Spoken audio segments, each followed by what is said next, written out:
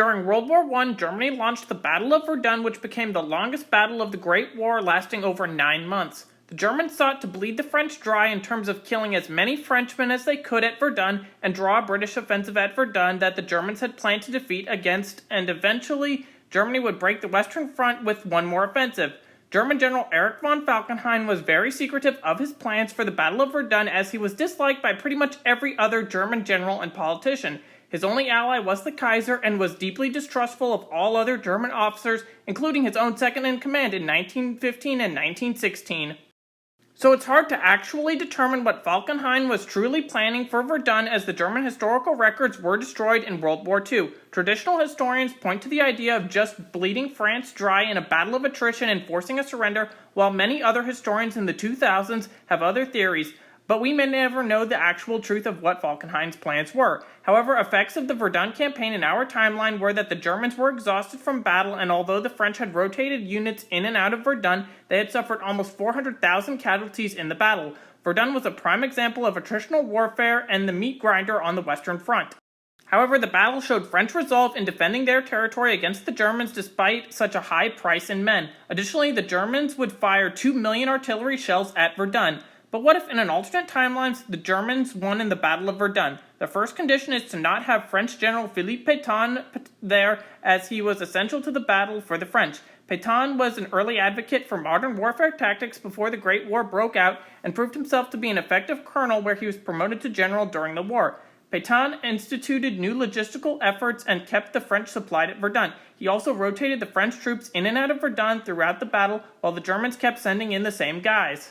Pétain's efforts increased French morale and prevented it from collapsing, and he would also pull French units out that had low strength. Pétain was known as the Lion of Verdun, and without him the French would have much worse of a position in Verdun. Other conditions would be that if Germany were to pull an Uno reverse card out on the French and transition troops in and out of Verdun, while if the French kept the same troops in Verdun, where French morale begins to sink.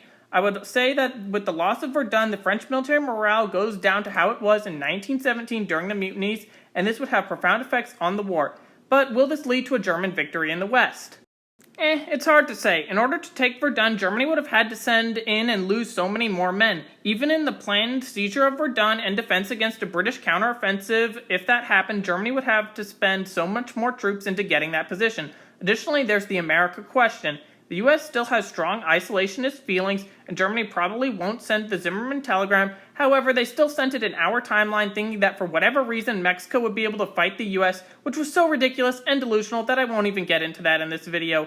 Anyway, the US would probably still join the war due to unrestricted submarine warfare and the dire Entente situation, but it's unknown if American troops would be able to arrive in France on time. Effects on the Eastern Front would be slightly slowing the German onslaught. I feel like for Verdun to be successful, some German units are going to have to be diverted from the east. Germany was winning on the Eastern Front, but in 1916, Germany was the damage control department for the Austro-Hungarians, especially after the Brusilov offensive, which almost forced the Austro-Hungarian Empire to surrender. Germany pushed Russia out of Galicia and then destroyed Russia on the east as a whole. But with more men sent to Verdun, Germany likely has a slower advance, and therefore Russia would leave the war a little bit later than they did in our timeline. On the Italian front, it's hard to say how a German victory at Verdun is going to impact the slugfest and, to be quite honest, the idiocy of the Italian front. The French are definitely going to pull out all divisions and support that they had for Italy and move back to France because, well, France is in a greater danger of capitulating. Italy would likely stay pretty much the same, but perhaps if the Verdun campaign causes a German push further into France in 1917, then Italy could surrender at Caporetto or potentially sooner. That's the thing about alternate history and the Italian front, you just don't know. Effects on the Balkans would likely be that Greece might be swayed into joining the Central Powers, but it's more likely that Greece stays fully neutral. However, that could change if the Entente still invades Greece and starting the Salonika front. In that case, Greece would probably join the Central Powers and the Entente is kicked out of the Balkans.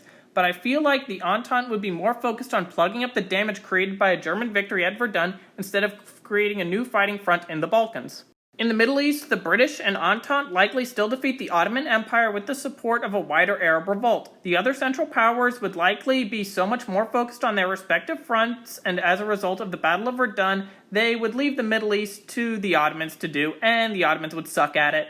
In the aftermath of this alternate Great War, there are a lot of changed aspects that make so much stuff indeterminate, but here are a few predictions that I can probably make. The Entente wins the war in the Middle East, Germany eventually forces a French surrender if US troops are not coming in time, the Russian Civil War still occurs, but Germany is completely exhausted from the war, so they are barely holding on to what they have. The Soviet Union is still formed, and the 1920 US presidential election is probably between an isolationist or an internationalist.